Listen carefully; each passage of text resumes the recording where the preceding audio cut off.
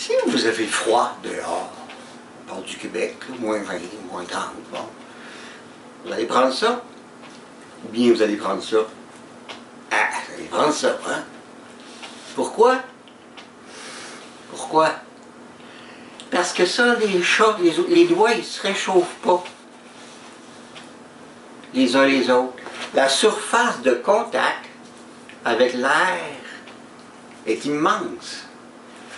Toute chose étant égale par ailleurs, là, dans le même cuir, tout ça. En plus, les doigts se réchauffent, mais c'est pas ça que je vous fais. Ici, la surface de contact est minuscule. Ça, c'est un principe qu'on trouve partout, partout, partout, partout. Et qui va nous expliquer pourquoi les humains ont commencé par faire des gros rassemblements en Europe puis en Asie du Sud-Est. C'est aussi simple que ça, en Europe. J'ai inclus en Europe là, le Proche-Orient puis la Méditerranée au complet. Là, je serais peut-être mieux dire la Méditerranée plus la mer du Nord, là, ces machins-là. Là, c'est aussi pour ça que pour refroidir un moteur, on prend des ailettes, hein, pour réchauffer un congélateur ou un frigidaire, on met des ailettes, on met le plus possible de distance. On met un radiateur dans une automobile avec le plus d'ailettes possible pour que ça prenne beaucoup de surface de contact pour le même volume.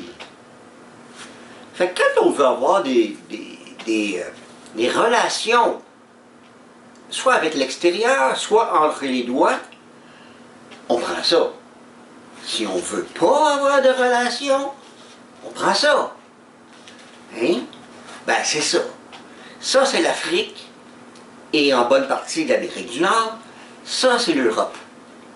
Bon, aussi l'Asie du Sud-Est. En tout cas, restons l'Europe, là. Si vous regardez n'importe quelle carte de l'Europe, là, ce que vous remarquez, c'est qu'il y a des affaires, des circonvolutions, des affaires plus croches, des ailettes, tout ça, tout ça, tout ça. Fait que pour le même volume,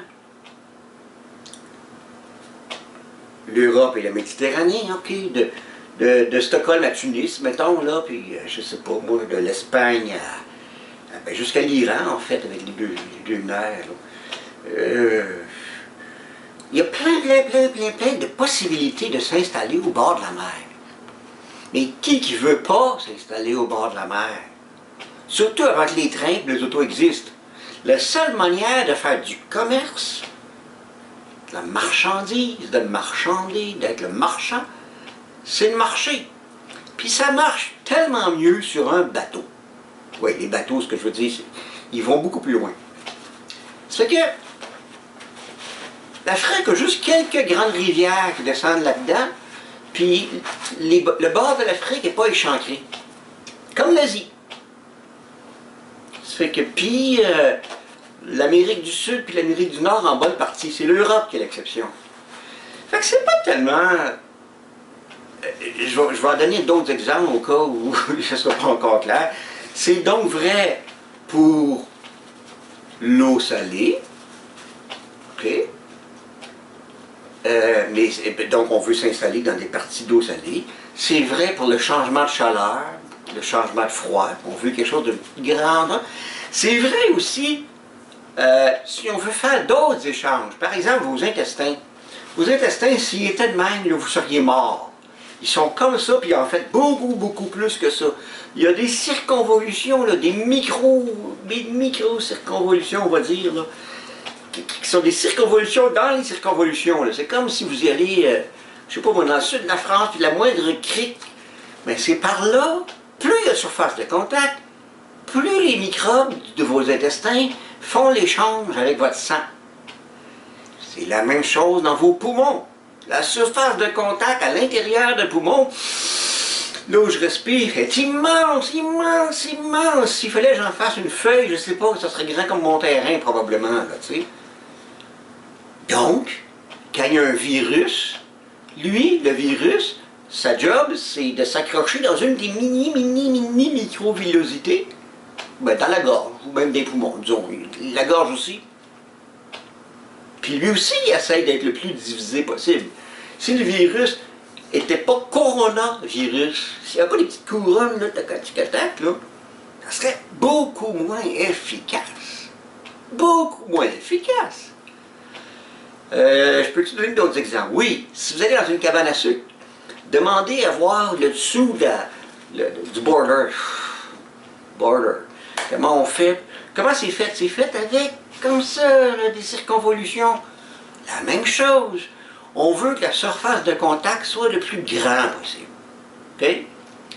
Fait en Europe, la surface de contact est grande partout. Qu'est-ce qui est arrivé avec les siècles?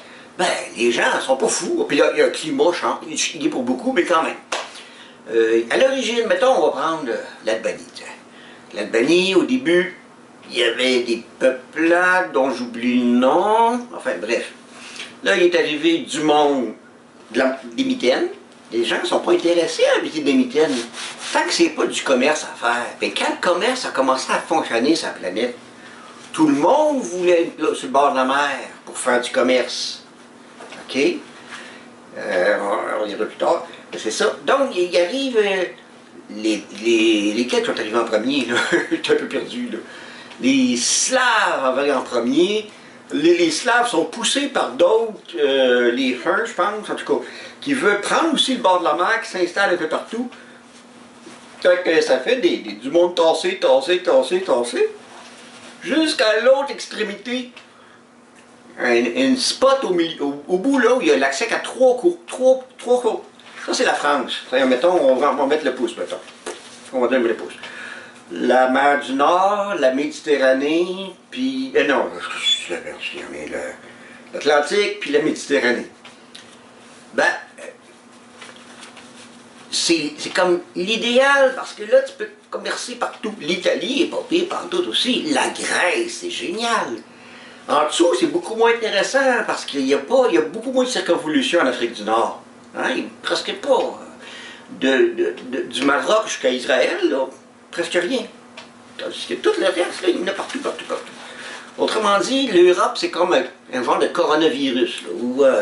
Donnez-vous les exemples. Et donc, quand les gens ont commencé à se déplacer, et surtout quand ils ont commencé à inventer les bateaux pour aller sur l'eau, pas juste sur des petites rivières, mais aller sur l'eau salée, ben là, tout le monde s'est garoché pour aller là. Ça a fait une espèce d'exode vers l'Europe depuis 10 000 ans. Homo sapiens, c'est pas pour rien, c'est pas installé au centre de l'Asie, Homo sapiens. C'est installé là où il y a des cours d'eau, là où il y a moyen de faire fricoter. Hein? C'est logique. C'est comme ça. Le Québec, j'ai dit que l'Amérique du Nord, c'est une mitaine dans le fond. Mais, tout ce qui était point d'accès était extrêmement intéressant. En dessous, là, le Mississippi. Ici, voyons, en tout cas, New York, Washington, ces rivières-là, je sais pas des rivières. Puis ici, là, une grosse patente, ici, là, ça, c'est le golfe du Saint-Laurent. Ça fait que là, c'est sûr que le golfe du Saint-Laurent, toujours a suscité les convoitises, et suscite encore les convoitises. Il y a beaucoup de Québécois qui réalisent pas comme ils habitent une place extraordinaire. Je dois peut-être te mettre de même, c'est la Gaspésie, en tout cas, juste ça comme vous voulez. C'est une porte d'entrée pour aller jusqu'au milieu du continent, jusqu'au Grand Lac. Évidemment, avant, ça n'allait pas au Grand Lac. Donc, depuis 1950, à peu près, quand ils ont fait de la voie maritime du Saint-Laurent, ben, ça a permis, au début, d'aller jusqu'à Québec. Après ça, il allait jusqu'à Montréal. Puis depuis 1950, 55, je ne sais plus dans ces coins-là, ben là, ils vont jusqu'à Chicago. Donc, ça permet d'agrandir. C'est comme si on était capable de remonter le Nil, ouais, c'est ça, de remonter le Nil jusqu'au Rwanda, mettons. C'est théoriquement possible, mais disons que c'est pas demain. Hein. Ben, c'est un peu comme pas le Wanké, le fleuve bleu, là, hein, les trois gorges, tout ça, là. Ben oui, c'est comme si tu prends ta mitaine puis tu fais une entaille dedans. C'est ça que les Chinois ont fait. Il y avait déjà, là, il y a quelque chose, un mini droit de passage. C'est pas l'eau pour boire qui les intéresse. C'est l'eau pour naviguer. Hein, la Mésopotamie, là, le Tigre et l'Euphrate, c'est sûr, c'est le fun que de l'eau qui arrive. Mais ce qui est de l'eau douce qui arrive pour rien, c'est vrai. Mais surtout, ça permet, avec des petits bateaux, ben, petits, grands pour eux autres, mais petits dans nos conceptions comme de nous, de remonter loin et de faire du commerce. Et c'est là que j'arrive à mes Algonquins, mes chers Algonquins. Eux autres, là, ils ont plein de rivières au nord du Saint-Laurent. Plein. Dans une qui allait vers les Outaouais. Ça allait vers les Outaouais, fait qu'on l'a appelée la rivière des Outaouais. Pas la rivière Outaouais, la rivière des Outaouais, la rivière qui nous mène aux Outaouais. Donc, les Algonquins, après la rivière, étaient habitués de circuler sur la rivière des Outaouais. Puis là-dedans, il y a plein d'autres rivières. Bon, vous irez voir vos cartographies, là, en tout cas, rivière Rouge, rivière du Lièvre, rivière Noire, rivière Gatineau, donc, ça revient à ça, des rivières. Donc, si je veux aller de la rivière Rouge à la rivière du Lièvre, c'est faisable. Un peu de portage en haut, c'est faisable. La rivière Rouge jusqu'à la Maurice, la rivière Saint-Maurice, là, ça communique. Par la rivière Rouge, je pense, je ne suis pas sûr, vous allez voir. Par la rivière Rouge. Par la rivière des Outaouais elle-même, elle s'en va loin. Puis elle redescend à la Mauricie.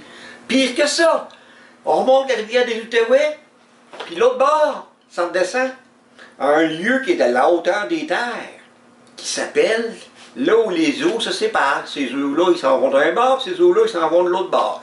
En algonquin, on dit Abitibi. C'est que de ce bord-là, ben, ça remonte. Mais c'est le même principe, tout le temps. Quand vous arrivez dans le désert, puis il n'y a pas de rivière, ou en Afrique, l'Amérique du Sud, c'est pas mal pareil, mais c'est différent. Vous êtes beaucoup plus limité. Je reviens à mon Amérique du Nord, c'est pas pour rien que les Français voulaient posséder à la fois l'entrée nord puis l'entrée sud de Mississippi et Saint-Laurent. Hein? Puis là, il y a eu toutes sortes de chicanes, les Anglais contre les Anglais qui sont chicanés. Bon, il y a une partie des Anglais qui ont gardé une moitié, puis l'autre partie des Anglais qui ont gardé l'autre moitié. Les gars, c'est ça, hein? Puis ils se sont pas rendus compte, ben, pensant nous laisser une terre de roche, parce qu'on était déjà là, je parle des Canadiens français, là. Mais il ne faut pas oublier, non seulement qu'on a de la belle terre, tout ça, mais qu'on a la possibilité d'en rentrer dans le territoire beaucoup plus facilement. Donc j'espère que vous avez retenu deux choses. Pourquoi c'est en Europe que ça s'est développé? Disons, Europe incluant l'Iran puis le nord de Carthage, là, tout ça. Là. Okay. Et puis, ça c'est pourquoi l'Europe s'est développée. Puis pourquoi le Saint-Laurent a été et est encore si important. Tu sais, l'acier, on en a encore besoin, puis Amazon, on a encore besoin, puis des avions, dans 100 ans, là, je vous garantis que des avions, il n'y en aura plus. Des bateaux, il faut en avoir. C'est évident. Tu sais.